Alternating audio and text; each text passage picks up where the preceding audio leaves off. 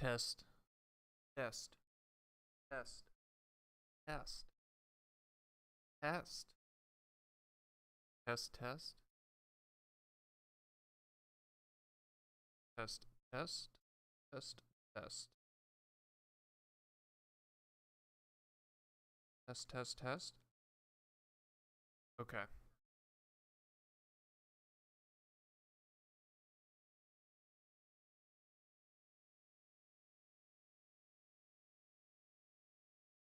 All right. Happy Wednesday. We are continuing our Kaggle with ChatGPT. Really, I should be calling this enzyme temperature prediction. We are on our Windows computer today for a couple different reasons. One reason is that we have a much better, we have another 3090 on our GPU, or we have a 3090 on this computer. You can see how much more memory it has, 24,000 compared to on our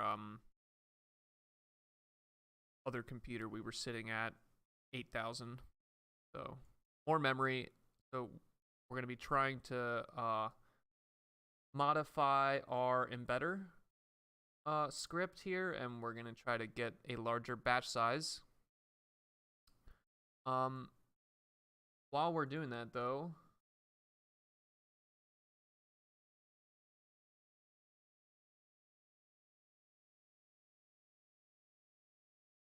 conflicts ready, I think.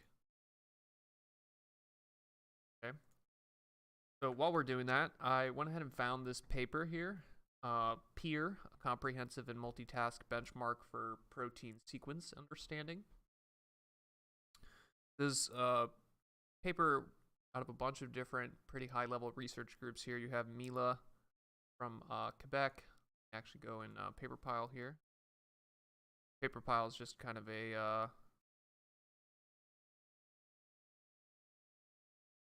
paper organization tool, kind of like Mendeley. You got Mila in Quebec. You got Tsinghua, right? Couple different Chinese universities, and CFAR, AI Research Chair. I didn't know that there was a CFAR organization and that there's a research chair for the head of CFAR. So that was kind of interesting to see. But for this benchmark, they benchmark a variety of different protein models on a variety of different tests. And there's a couple different problems here, but I think the most useful thing to look at is the see if we can get some inspiration here, right? So you can get different models here. For example, ESM1B, this is the one that we're using. The 650 million parameter ESM1B. We actually are using the ESM2 as well, right? This looks familiar to us. 1,280 dimensional output.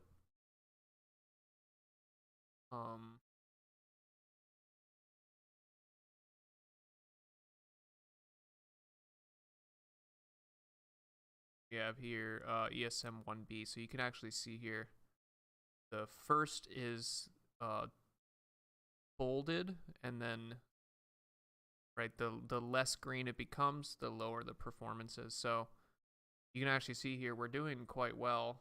Look at this, ESM1B is by far the best performing. So we kind of knew this beforehand, but it's useful to kind of see it, or it's refreshing to see it, is that the large model that we're using to encode our sequences is kind of the best performing on these a variety of different tasks here. So red results outperform. So again, you're seeing the red, the ESM1B transforming or working very well. So exciting stuff. Before we get into that paper, though, let's go ahead and get started here with the this stuff. So again, what we're doing here is we are using the ESM GitHub package from Facebook to encode a couple to encode our sequence representations in our training data set into a vector, which is a vector in the latent space of ESM1 and ESM2 and a couple different versions of them. Yeah, ESM1 and ESM2.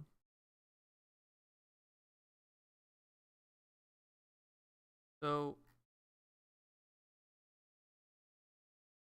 go ahead and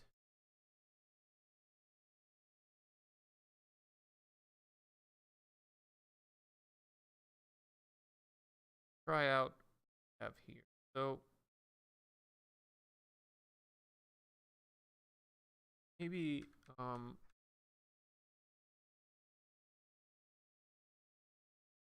let's try it out, just see if we have the base dependencies here.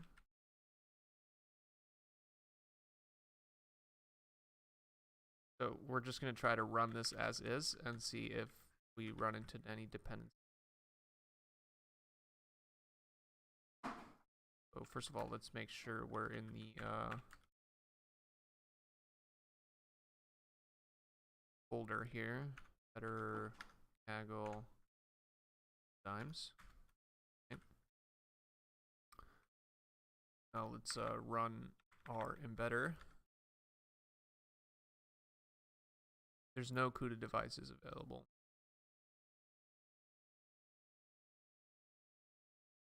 Okay, well, that's kind of an issue.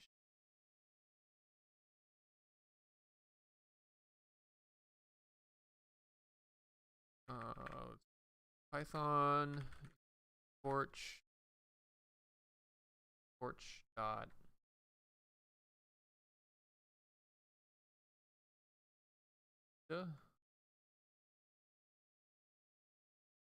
device count.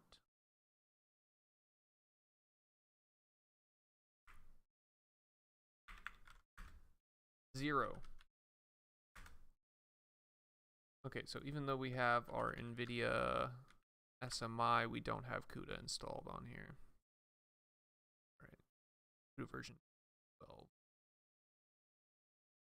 Maybe we need to install PyTorch with CUDA version 12. PyTorch.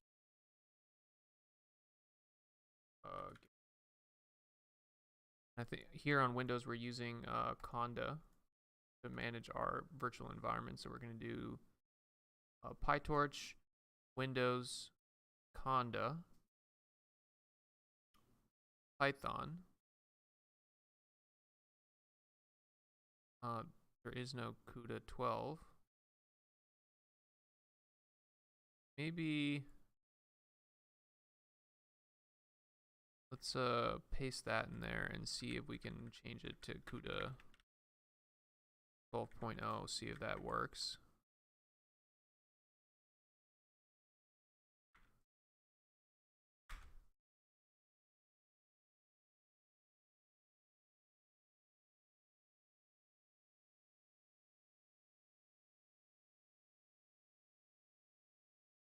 Package not found. Okay, so that is unfortunate.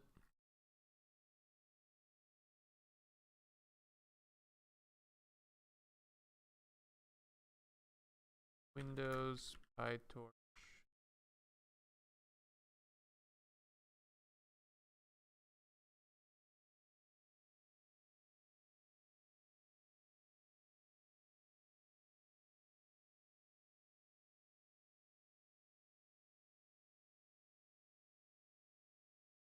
Have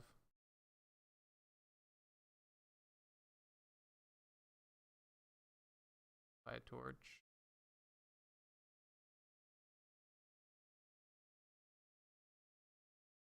So is there torch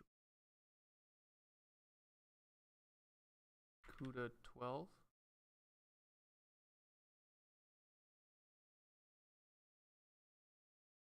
No.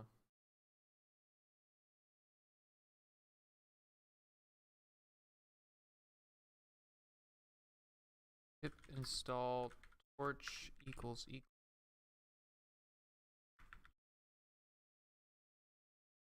one G O plus 12.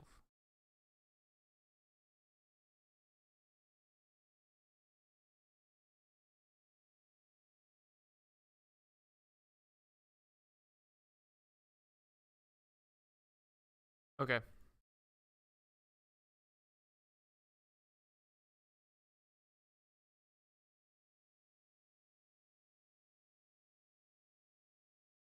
So basically what we're running into here is that there's no version of PyTorch that has CUDA 12 on Windows. But in order to solve this, what I'm going to have to do is I'm going to have to go to the actual NVIDIA website, download CUDA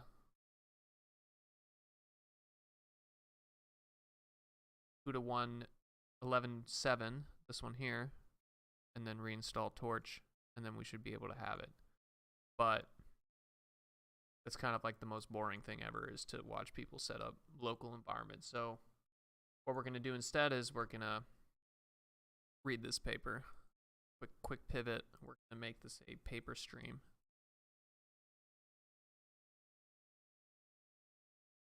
And hey, who knows, maybe we kind of learned a little bit about bio here. A little bit more, get our intuition working. So, significant progress of deep learning in a variety of methods and proteins.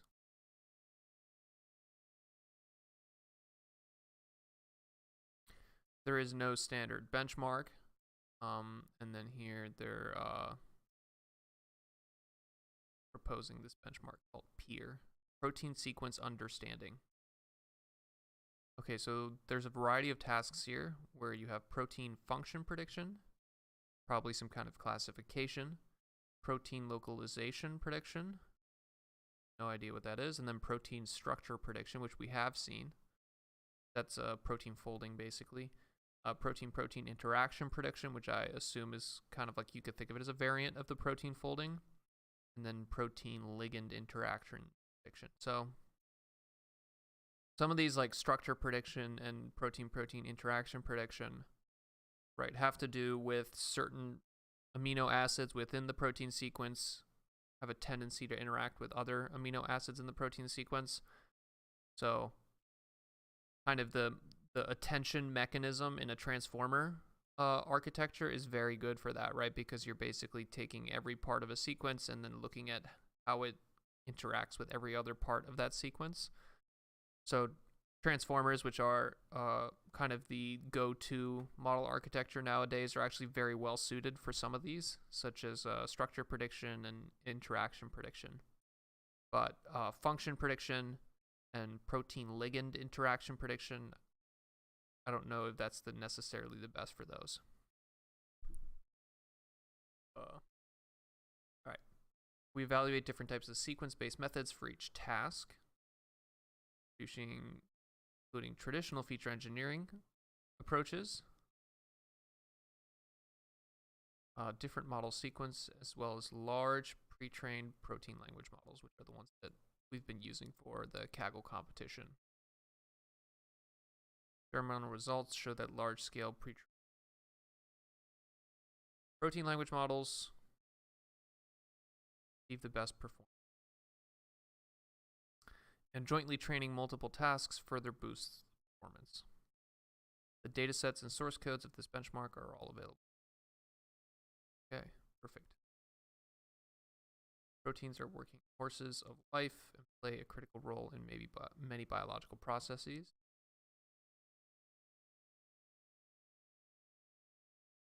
Yeah, so we are lucky that at least in the protein world that there's a bunch of different government initiatives that have kind of funded a lot of protein sequencing.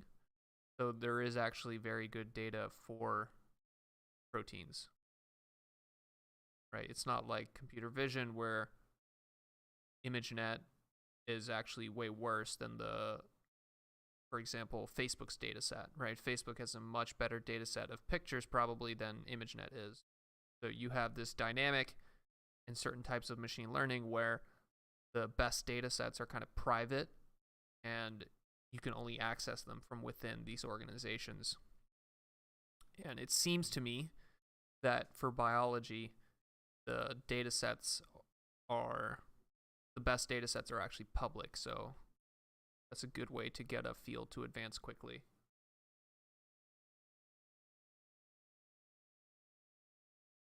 Okay. You have here the different tasks that they're doing.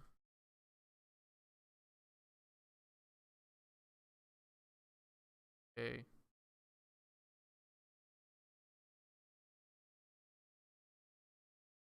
So they kind of are comparing themselves to ImageNet and Glue.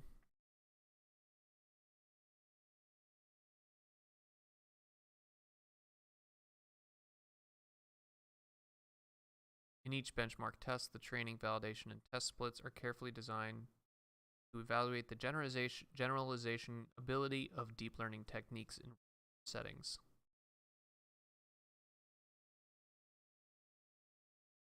In protein engineering tasks, low-order mutants of wild-type sequences. What is a low-order mutant?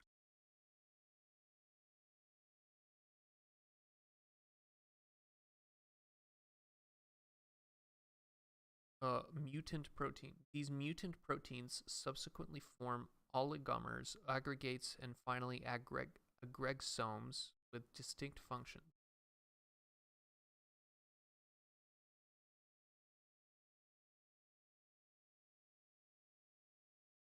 Gene variants, also known as mutations, prevent one or more proteins from working properly.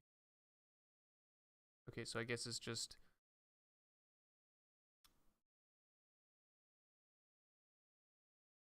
high order mutants are used as data. Okay, so I think the low order and high order here might mean the frequency, like the statistical frequency of these. So maybe low order means common, and then high order means rare, or the vice versa. And then I think the wild type sequences here refer to proteins that are seen in nature and not proteins that are designed in a lab.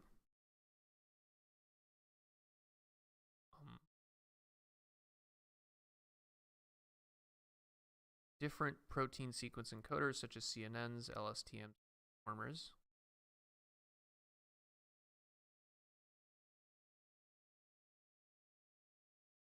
Protein language models achieve the best performance. Most individual tasks by either directly using the protein, fine-tuning them with task-specific data. This is what we're doing for Kaggle, so we keep confirming that we're using the correct approach here, right? This is what we're doing. We're using the pre-trained protein language model, right, ESM2, to encode our sequences into a latent vector or an embedding vector, and then we're basically training a multi-layer perceptron or just a couple layers of a neural network on top of that embedding. And hopefully that embedding contains enough information that we can predict our temperature maximum, which is the ultimate target that we're trying to get with this Kaggle competition.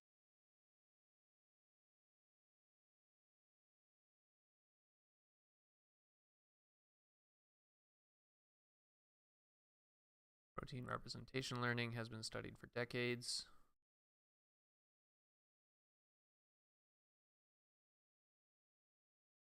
Yeah, so early methods define different rules to extract physiochemical and statistical features from protein sequences. So this is similar to computer vision, where in the early days of computer vision, you had this kind of bag of features, right? This kind of people would design these handcrafted features, such as histogram of gradients.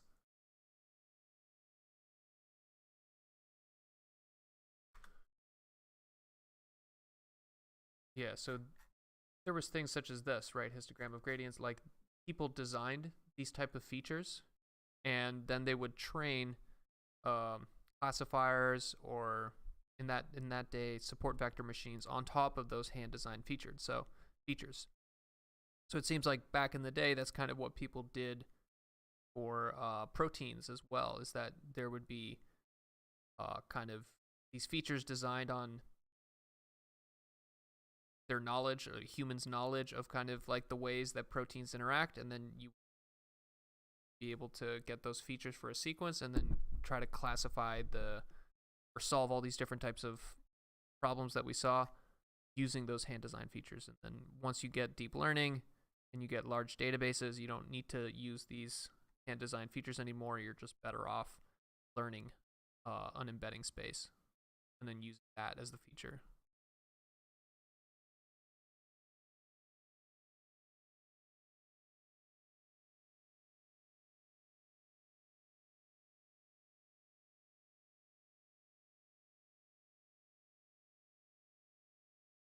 Yeah, you have a couple different tasks here. Prot Albert, Prot Bert. This is Protein Bert. Bert is a large language model. And masked language modeling. So these are these kind of contrastive losses where, or not contrastive, masked task is basically a semi-supervised or unsupervised learning objective where you have the sequence, you mask out certain parts of the sequence, and then you try to predict the parts that are masked out. So that allows you to create a kind of infinite training data from a database of proteins, or data set of proteins, because you can just keep taking every protein out, masking out parts of it, and then learning to fill in the gaps.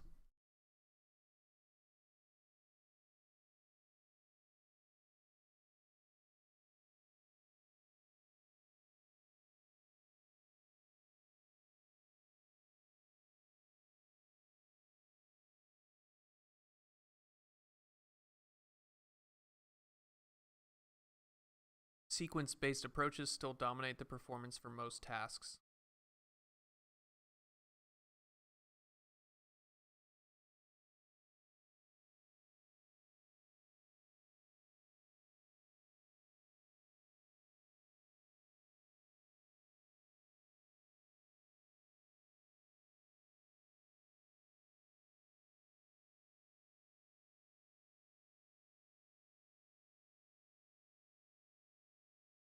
Okay, so you have a couple different other protein benchmarks here. You have CASP, Critical Assessment of Protein Structure Prediction. You have CAFA, Critical Assessment of Functional Annotation. You have the TAPE benchmark. You have the FLIP benchmark. ADAM 3.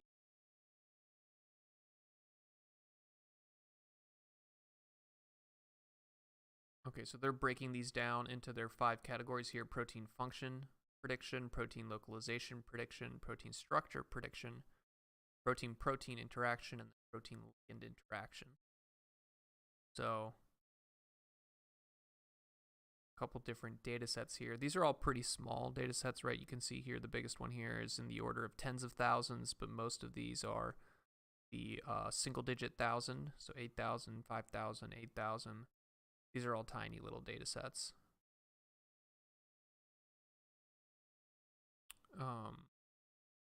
Within protein function, fluorescent prediction, stability prediction. I think this is actually what we're doing ourselves with the temperature maximum.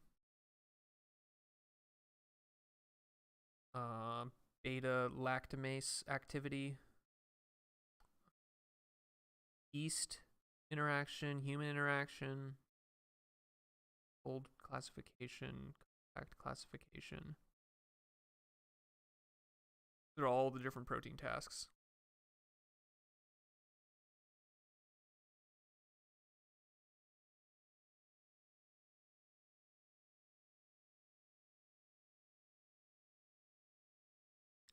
Okay, so here we have some terminology here. They represent a protein X as a sequence of amino acids, aka residues. Okay, so you have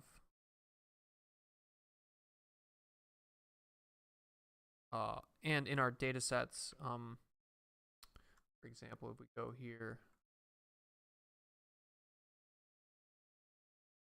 right, this is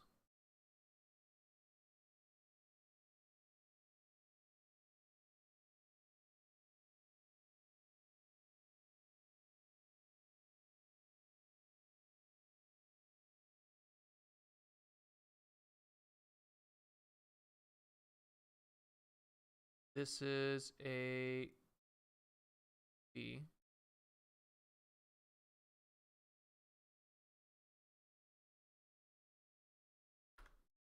Anyways, this here, each letter in here, such as G, Q, S, A, L, each letter in there is an amino acid, right? And this whole long string here, this long word, if you want to think of it that way, each letter represents an amino acid, although in the bio world they tend to call these residues.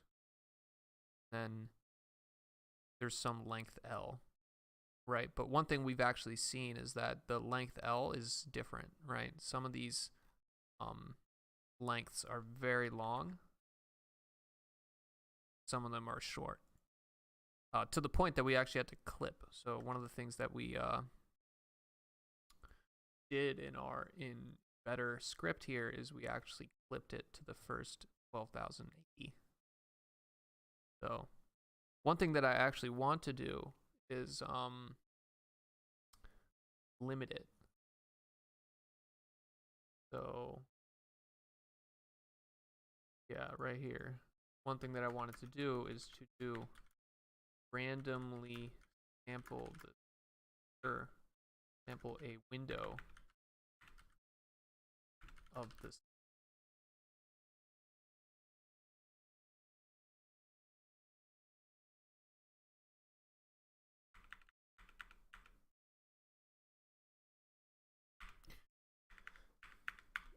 VS Code Copilot, what are you doing?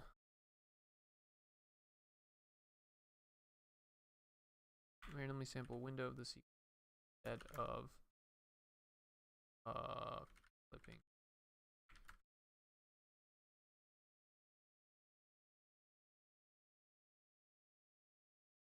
Yeah.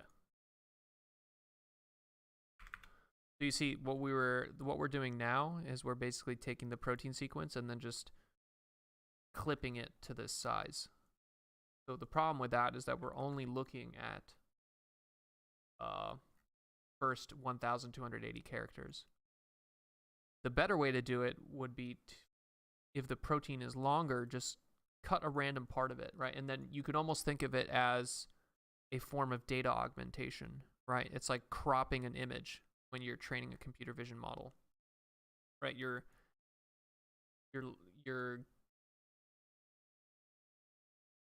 basically training the model that even if you just give it a part of the protein, right, you're associating the temperature maximum with that part of the protein. So yeah, I think it's a form of data augmentation, and it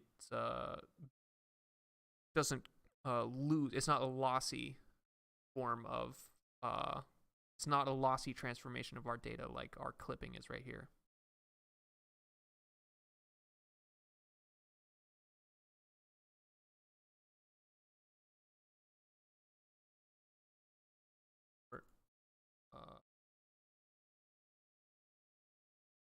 We don't have to use by here.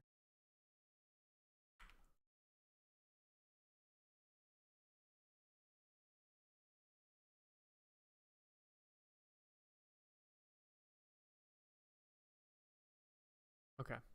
Going back to the paper. Sorry we're jumping around here. I'm trying to keep it a little bit more interesting by kind of doing a couple different things here. Okay, so we were going back to their definitions here. They have their ligand G, which is represented by a molecular graph with V and E, where V and E denote the atom set and the bond set. Okay, what is a ligand? In coordination chemistry, a ligand is an ion or molecule that binds to a central metal atom to form a coordination complex. Bonding with metal generally involves formal donation of one or more of the ligand's pairs.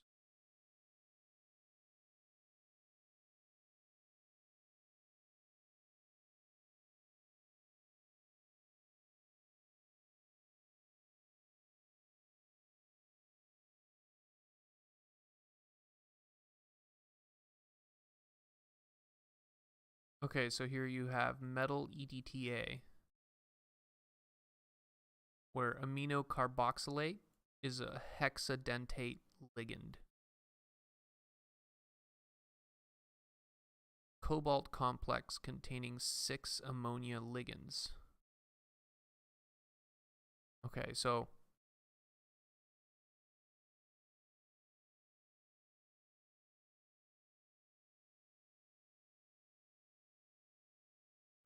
it seems to me, and correct me if you're a biologist and you actually know, or if you're a molecular biologist and you know what you're doing here, but there's kind of this metal atom in the center. And again, metal atoms, right, they tend to form lattices. Metals, they have electrons on the outside, and these electrons like flow freely. So that's why you can charge a metal. That's why a metal can hold charge, is because the electrons kind of flow freely in a metal to some degree, at least the electrons on the outside.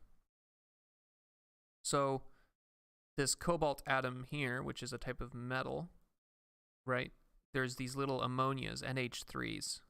These are naturally occurring kind of little compounds. I guess cobalt's also naturally occurring, but you can see how the N is attracted to that cobalt, and then you get this what they call a complex, and the ligands is the actual ammonia itself. So when we go to the paper here, right, protein ligand interaction prediction task, I think basically what they want to know here is how likely is a protein to interact with a ligand such as this little ammonia ligand here, right? Or maybe what part of the protein is going to interact with that. So we'll see exactly what the actual task is, but it seems like ligands are basically just a combination of metals and then these little compounds which form around the metal. Okay, group of tasks.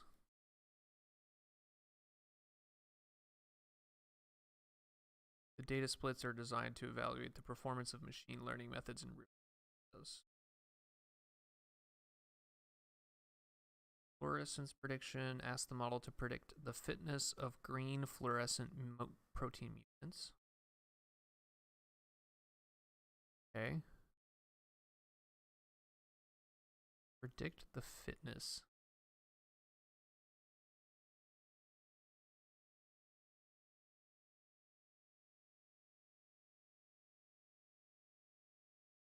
Impact. Green fluorescent protein is an important marker protein,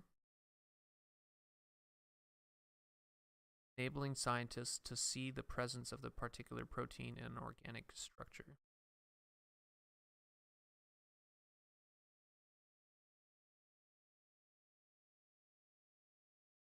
Okay, this is actually the one that we've been working on, and the target is a single number y, which indicates the experimental stability.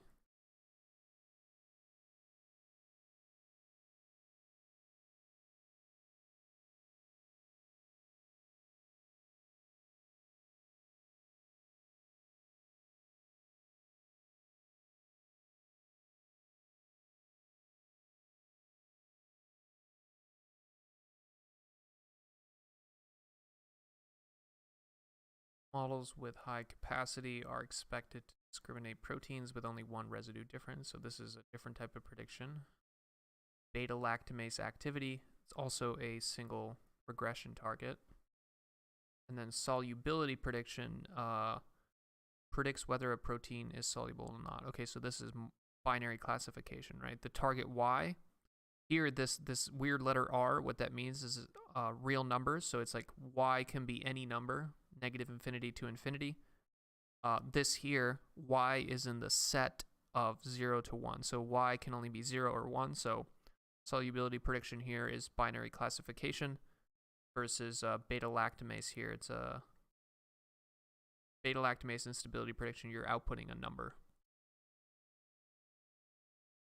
Protein solubility plays a critical role since good solubility is an essential property for a functional protein. Okay, here's a different task here, protein localization prediction. Localization of proteins is highly related to their in vivo functionality. Subcellular localization prediction.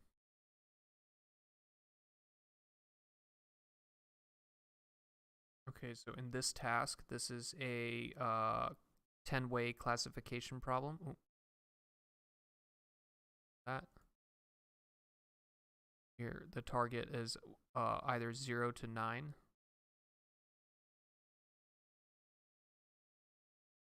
You have binary localization prediction. In this case, binary classification problem.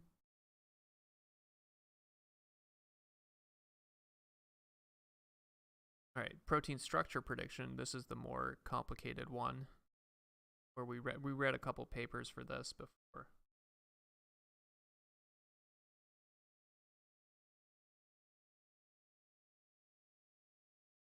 Yeah, where each residue pair is associated with the binary label indicating whether they contact. So, i.e. within some distance threshold. So,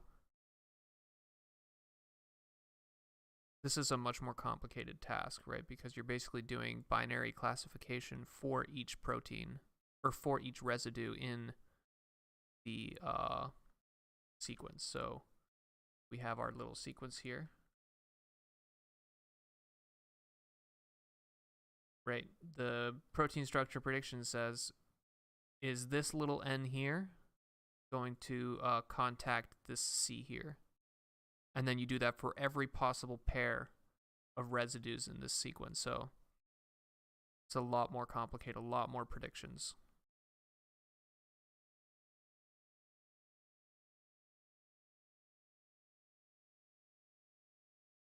Fold classification.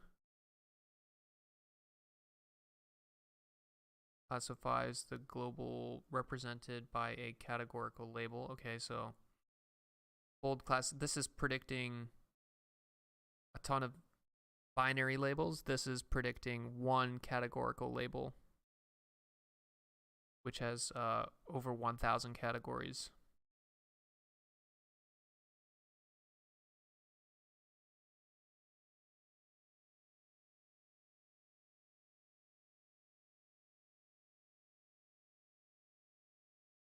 Secondary structure prediction.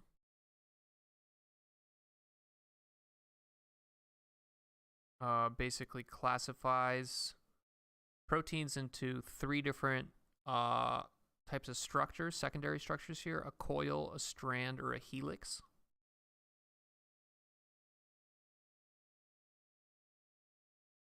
Protein-protein interaction.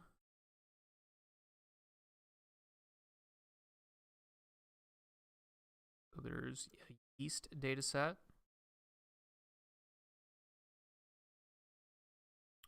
And it's whether 2 yeast proteins interact or not.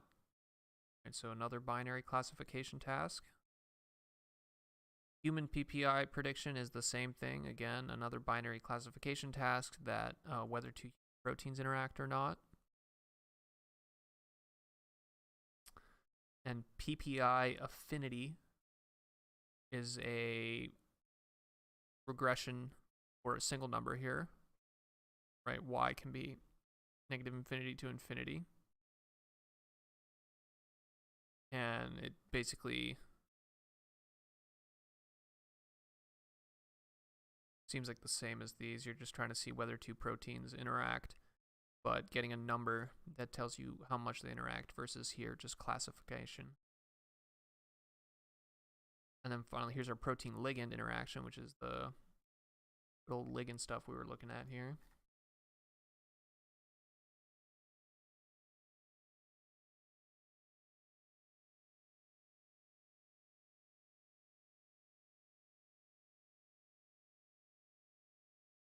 Okay.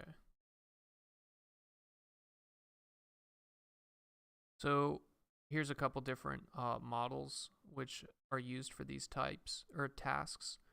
We can actually see here that the ESM1B is the largest by far, right? This one has 200,000 parameters, 26 million parameters, 11 million parameters. So you have kind of the tiny models, right?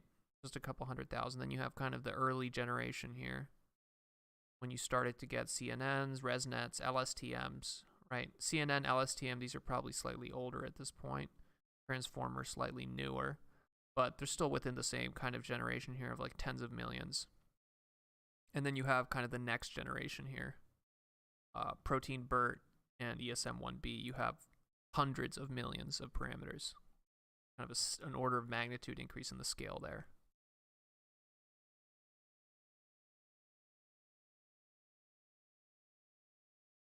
Okay, there's 3 types of baseline models. Feature engineers, protein sequence encoders, and a pre-trained protein language.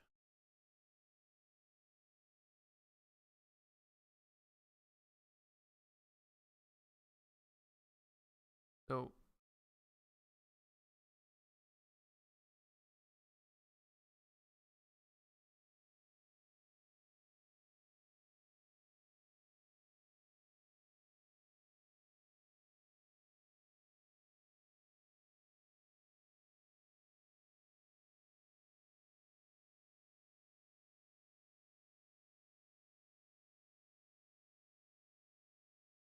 not even worth kind of reading this.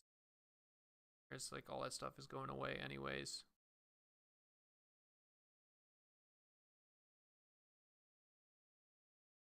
$24 million.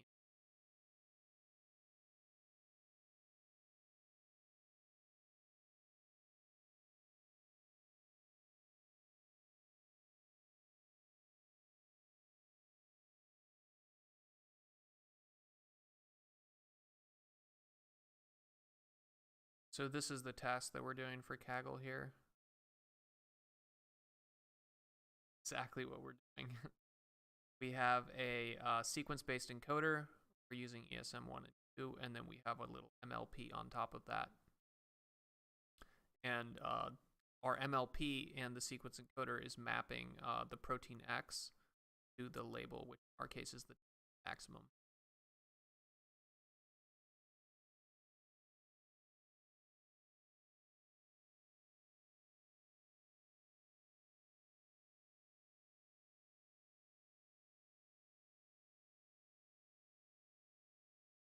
Okay, so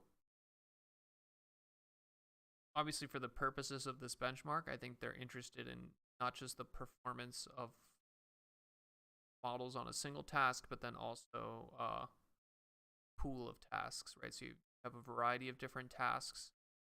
You want to see how well you can perform.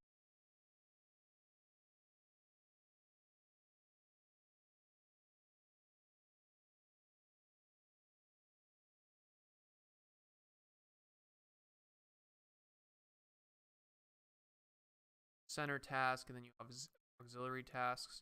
This is something that we could do for our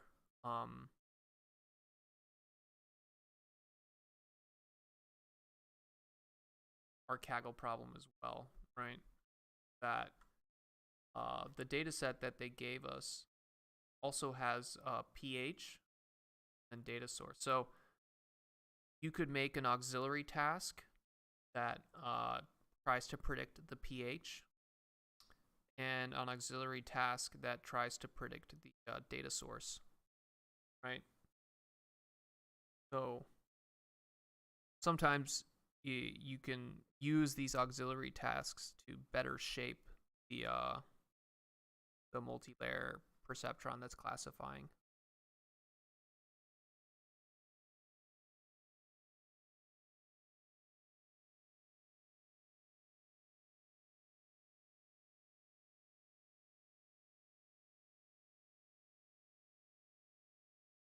Actually, right. Auxiliary.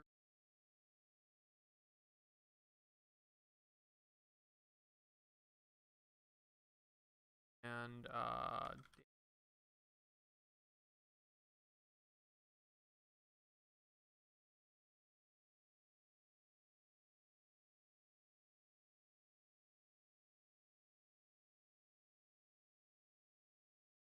PyTorch, which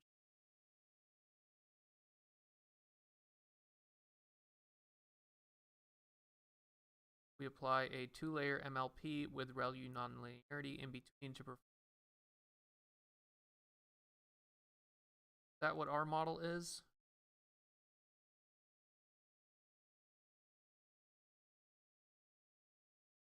Our model is 3 layers.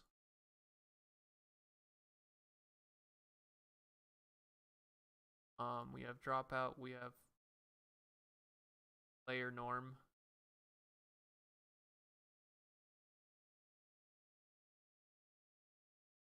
Add the nonlinearities to this. To open up our good friend ChatGPT. In.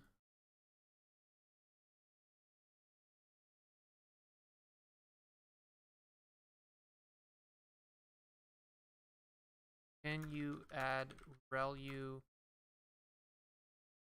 by forward pass function?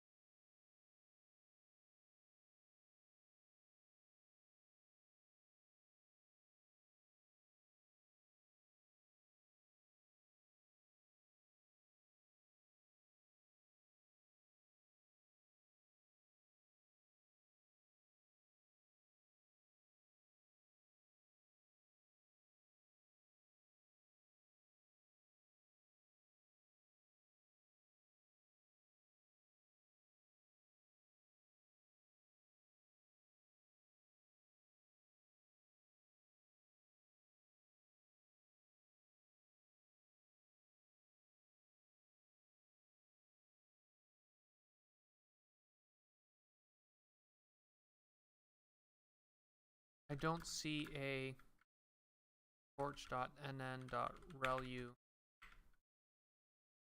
call code above. Are you sure that a ReLU is being applied?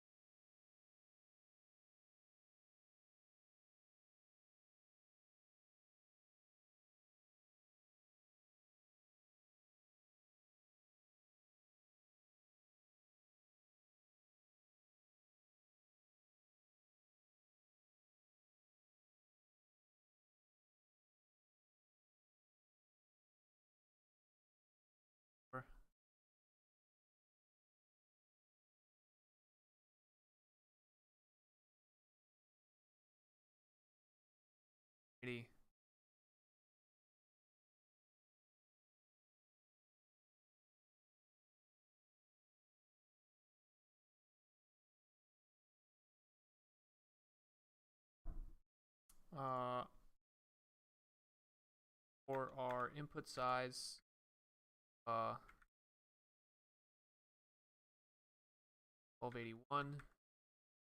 Hidden size 6. Guys, let's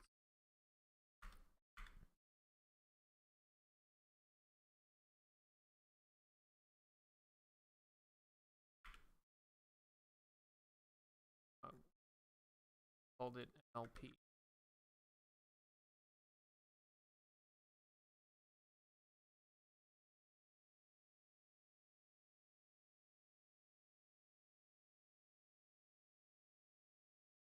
MLP and torch.neuralink.mod.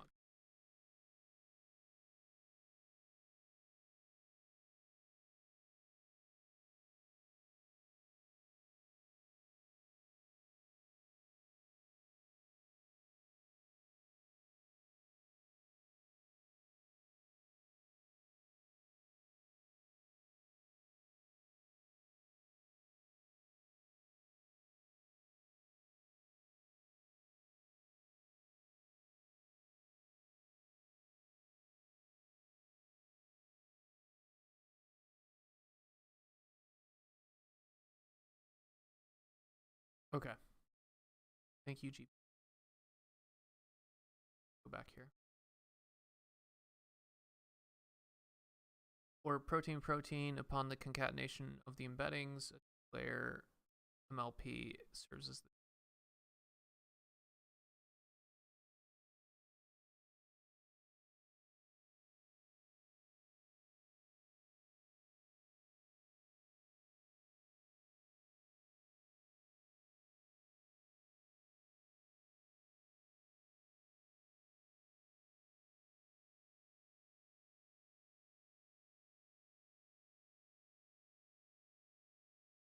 we train with an atom optimizer for 50 epochs.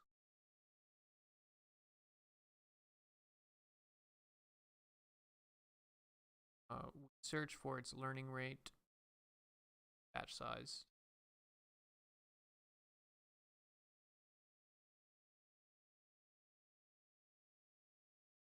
Actually, we can copy that.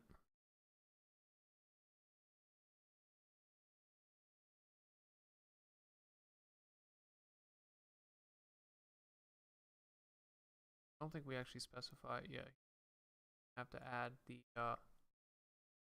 args .lr.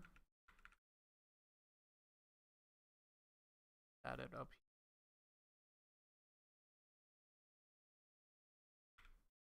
Argument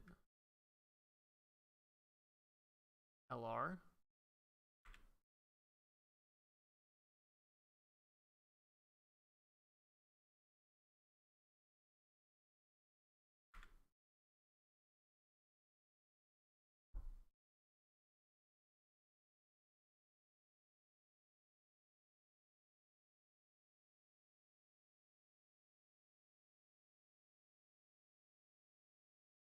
Let's copy these.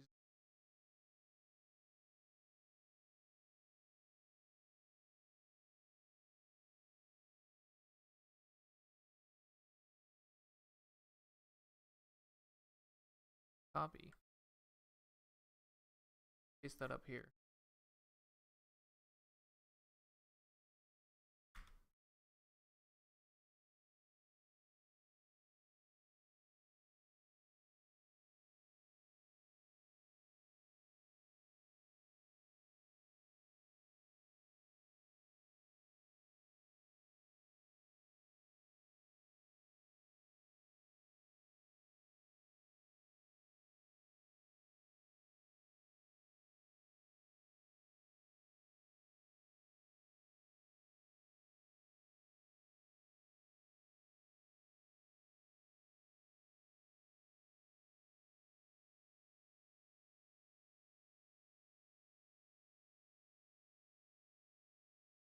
ESM 1B means best performance instantly.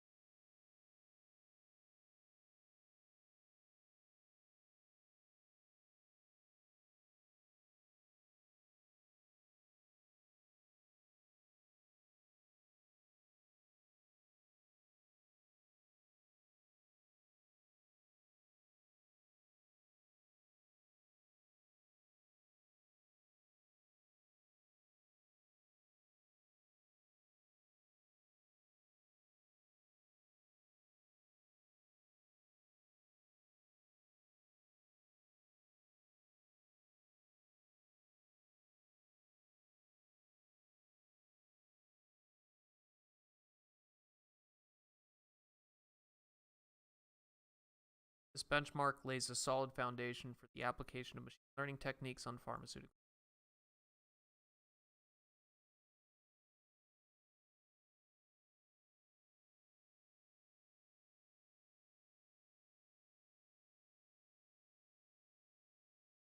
So here we go. CFAR is actually a program sponsored by Canada. The more you know.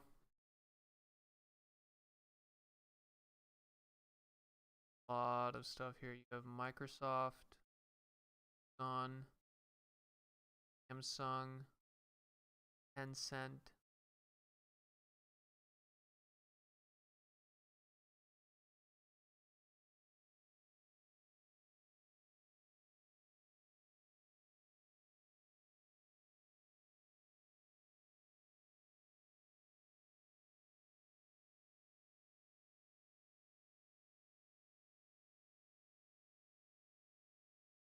Cool.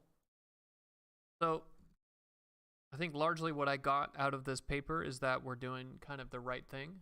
We're using ESM as an encoder and then training a small multi-layer perceptron on top of that. I think there's a couple different ideas we got from this. I think that one of the ideas we got is that we could be using a auxiliary learning task that tries to predict the pH or the data source and use those auxiliary tasks help us get a better little MLP model. We could also be doing learning rate scheduling. So let's get back to here. And we wanted to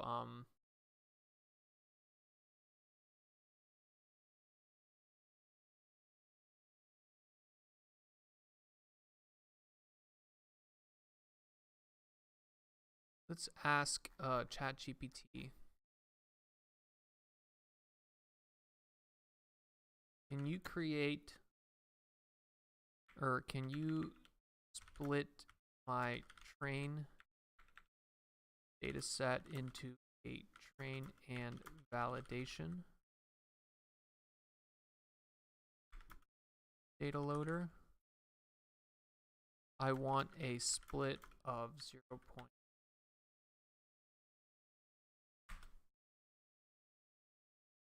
Come on.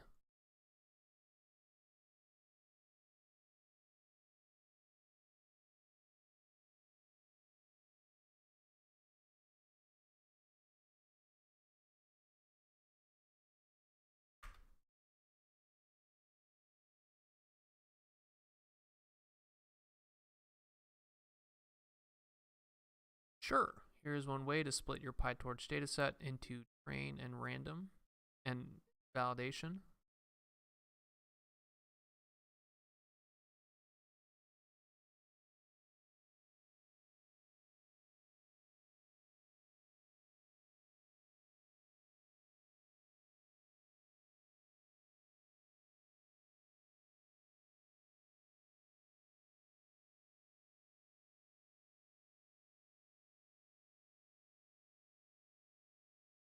All right, so this is actually wrong here. This line should go underneath this line, but good.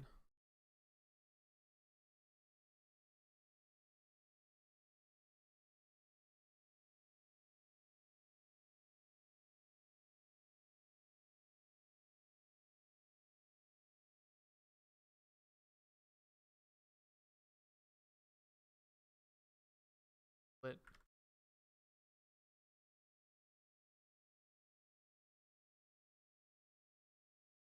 we can our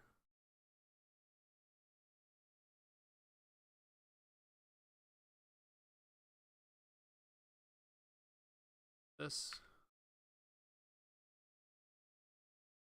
have our train data.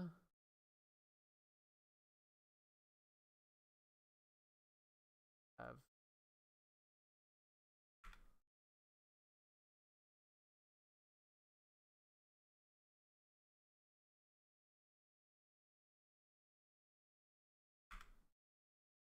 loader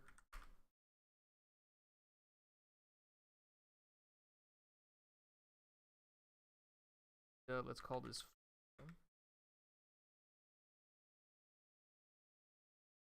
That's reading from our CSV file.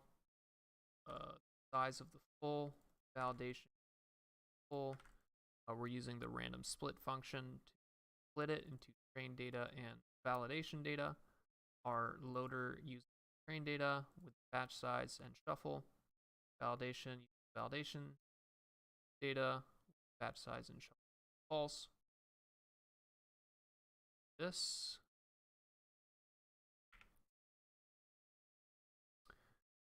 We train the model. This line and test the model.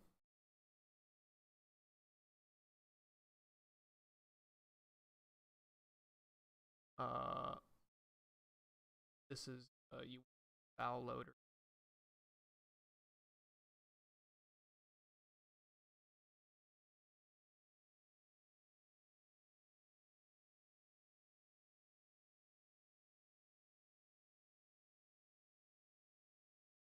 I think I want to take this box, our training loop. Let's put it outside of this. So on our epoch loop outside of our training. Epochs core here.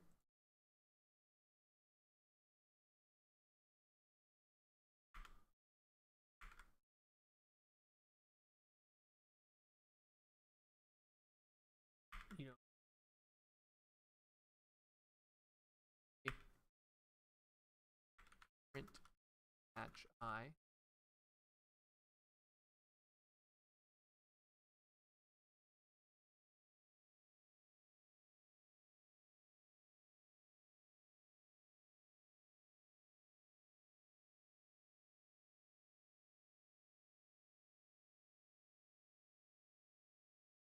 How do you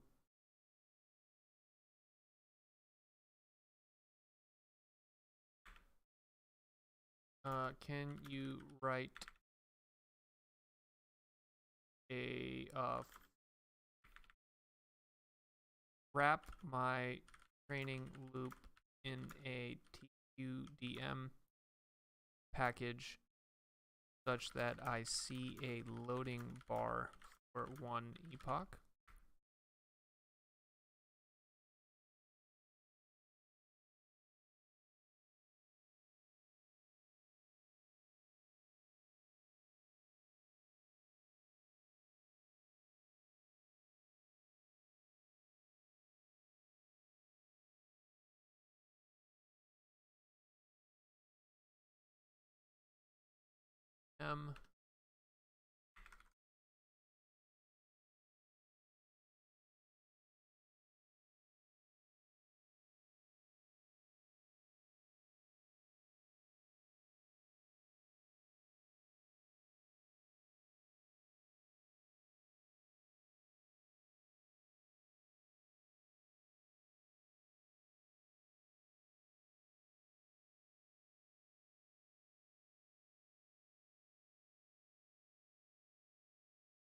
All you need to do.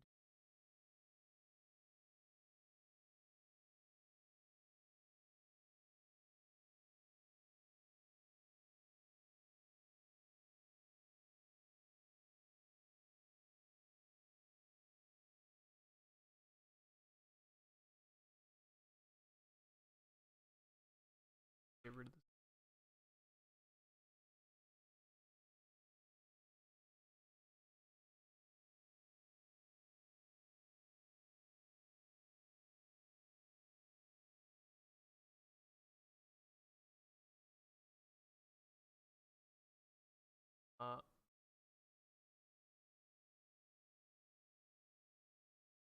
Evaluate.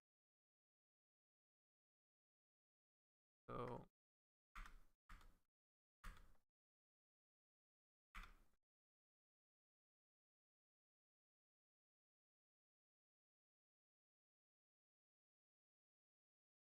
test loop.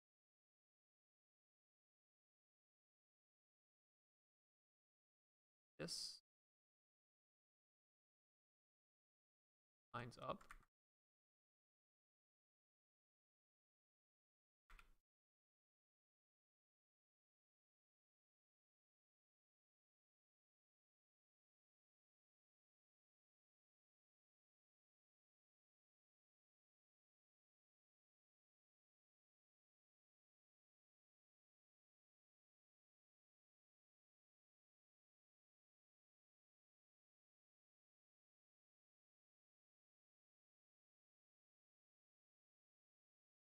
args.num epochs, that is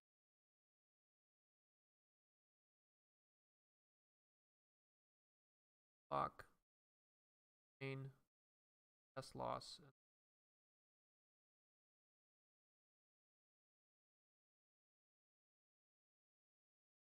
test loader.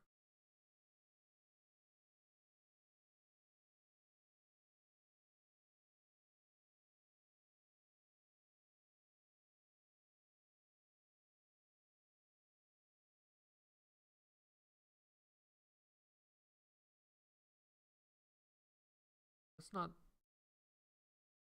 a test. Because validation is testing, right? But sometimes you get confused about what is it. What do you test? Are you testing or are you validating?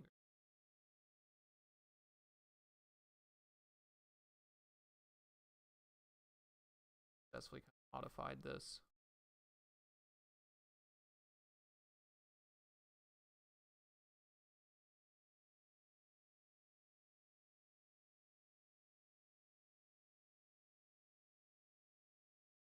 Add rate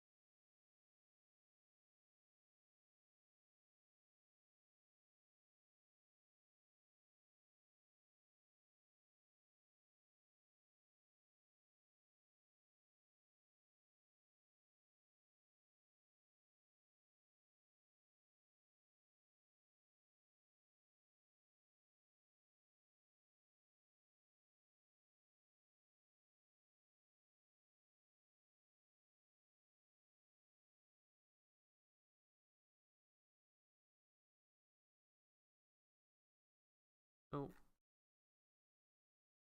add here.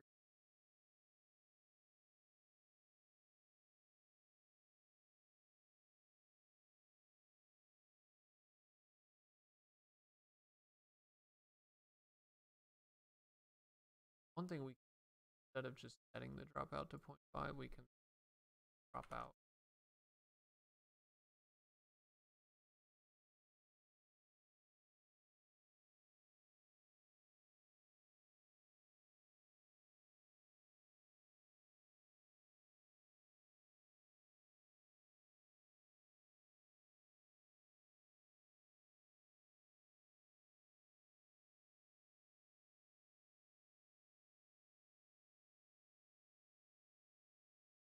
Wonder if we can add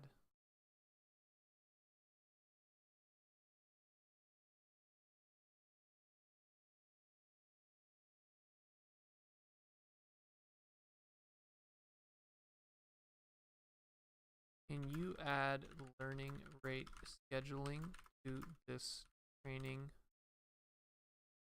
loop PyTorch?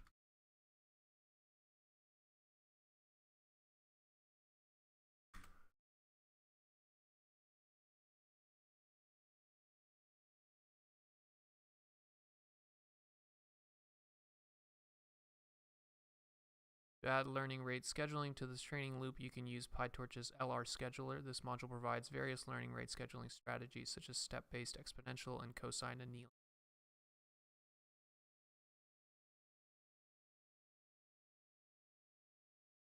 Okay, so we add this.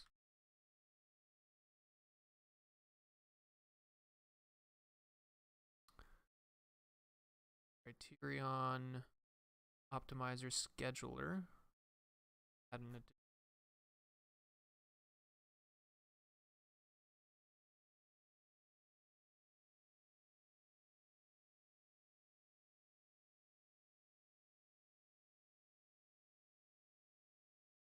might time out on us. So one thing that we found, yeah.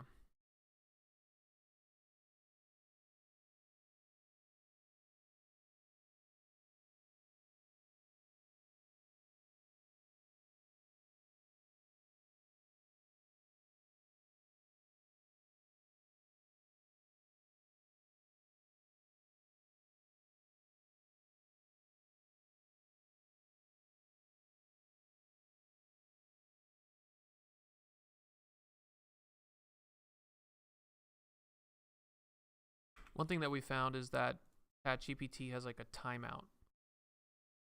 So can't generate a lot. You want to limit it so that it's a small amount of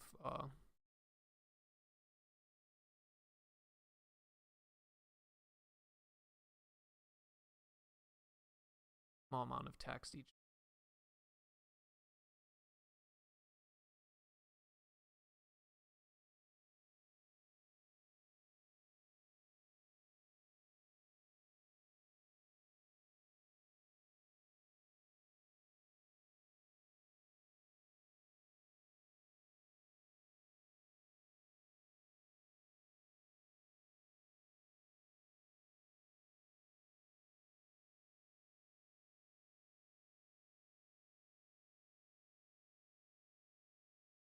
Okay, so this introduces two new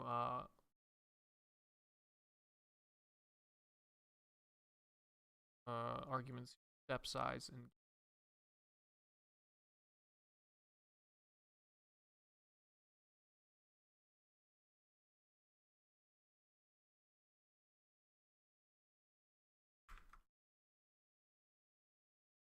have step size.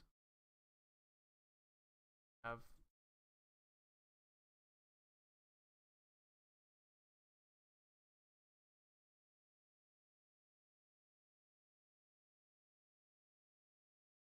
basket. What are some good values for step size and gamma in my learning rate scheduler?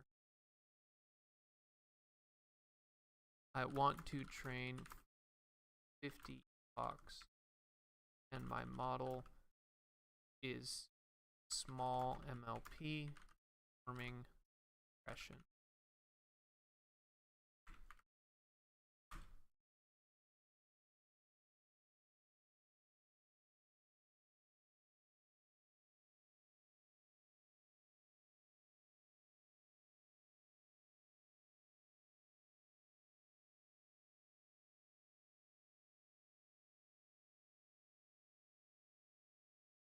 Okay, so it's saying 10 and then gamma 0.1. 10 and then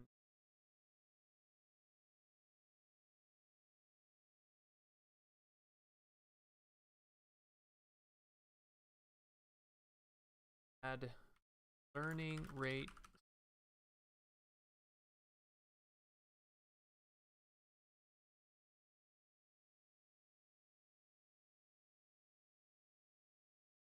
All right, what else can we?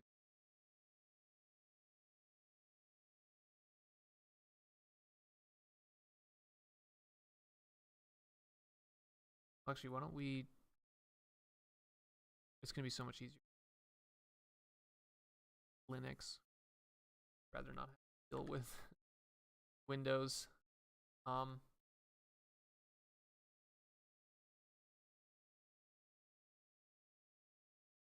There.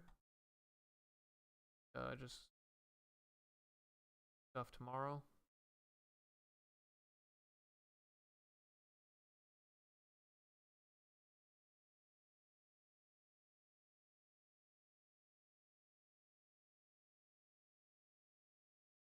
Okay. So today, maybe a little summary. We reviewed a paper, recent paper, 2022, on protein prediction.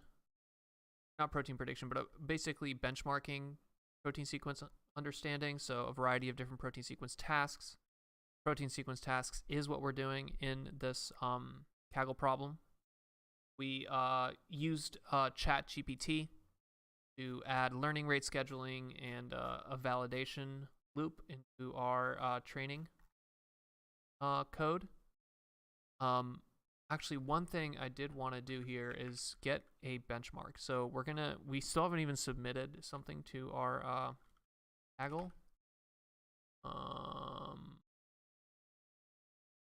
Kaggle.com. Sign in. Google. One. Competition. Novo Enzyme.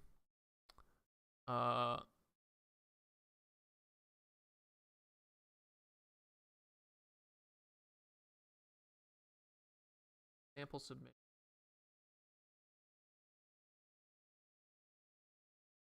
And if you look at the train, everything kind of hovers around 60. In fact, we know from our training script that the mean value is 51.39. So why don't we go ahead and copy that? Take this, copy it. Call this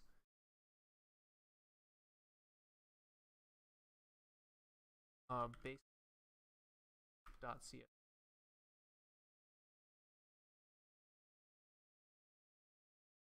Select everything.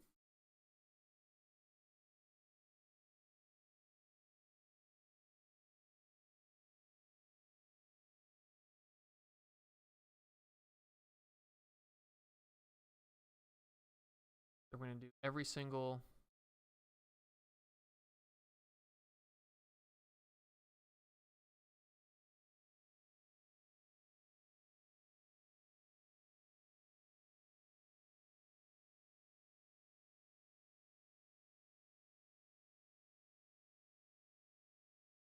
comma star.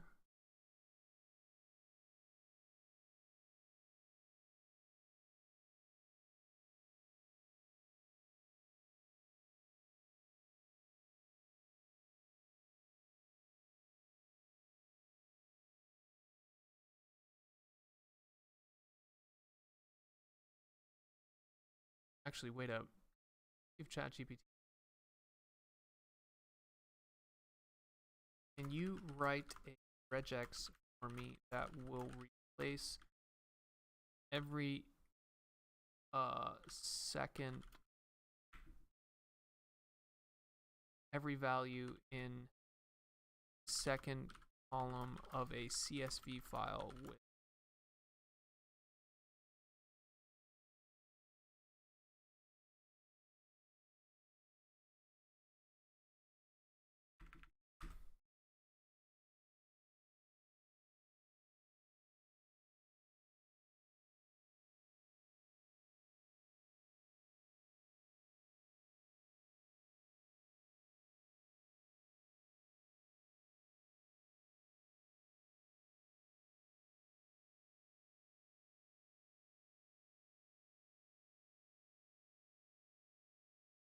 Alrighty, perfect. So let's do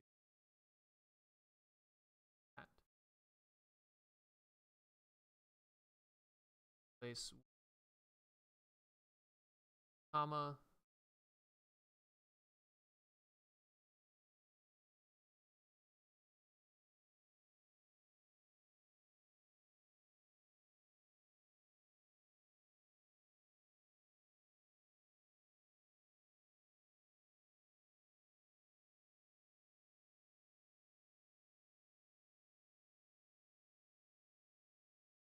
Okay, so we have our kind of dummy baseline here, which just guesses mean of the temperature maximum for every single. So let's actually submit that into our submit predictions.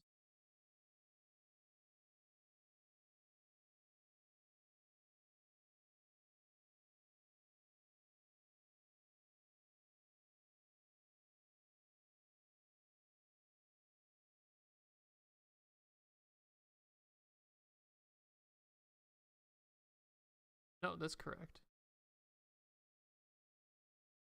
Put our baseline. Documents. Dev, betterer, Kaggle, enzymes, baseline. Dumb baseline that just predicts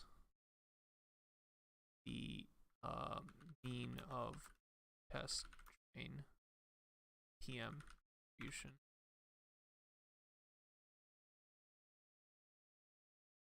Celsius.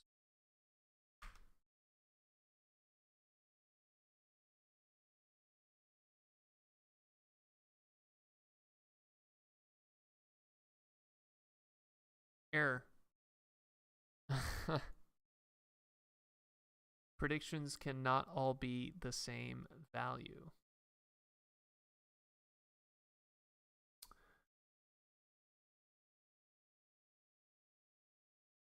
Okay, well then why don't we make a new file? Call it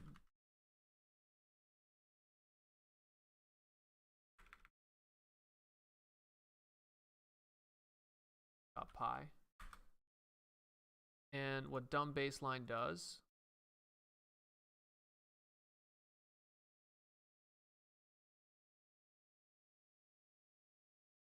can you write a Python file for me that creates a new CSV file called dumb baseline. It then writes the header, which will be 2 columns, seek ID EM,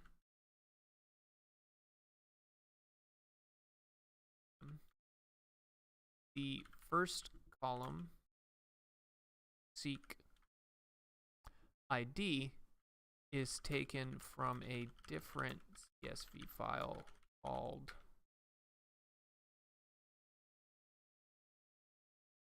sample.csv.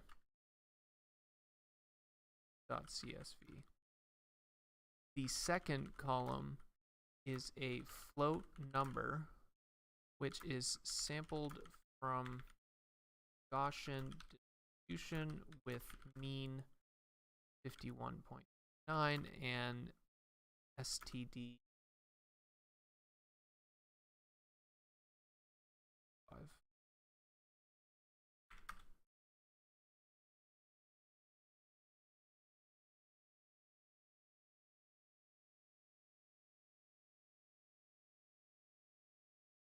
Import random.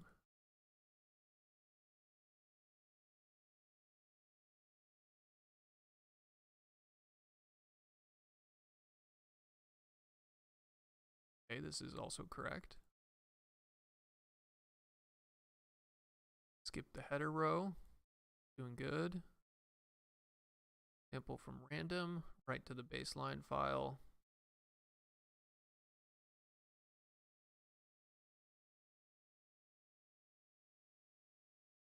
Perfect.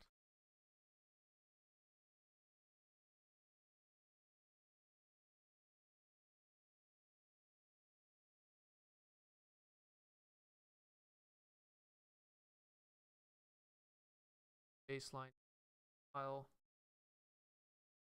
or dumb baseline.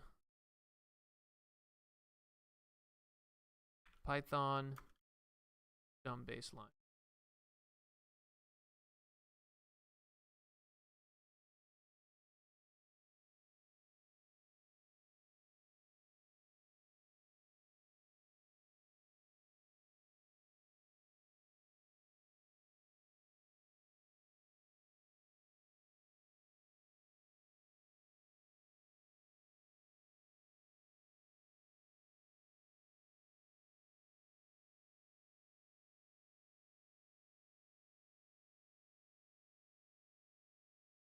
why it. See if Kaggle accepts it.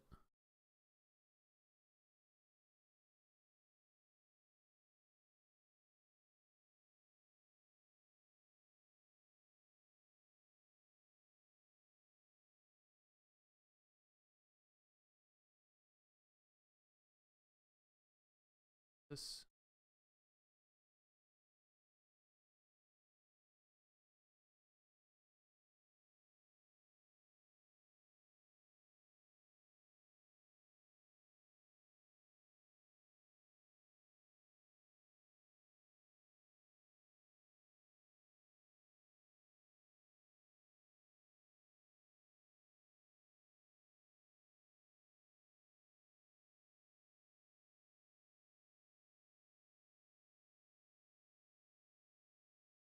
All right, so there we go. That's our baseline.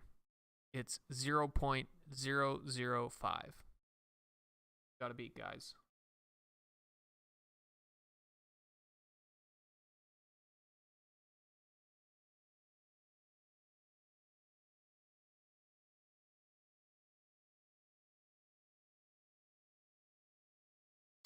That's pretty nice. Like ChatGPT, like previously this would have taken me 15 minutes, and instead it took me 1 minute. So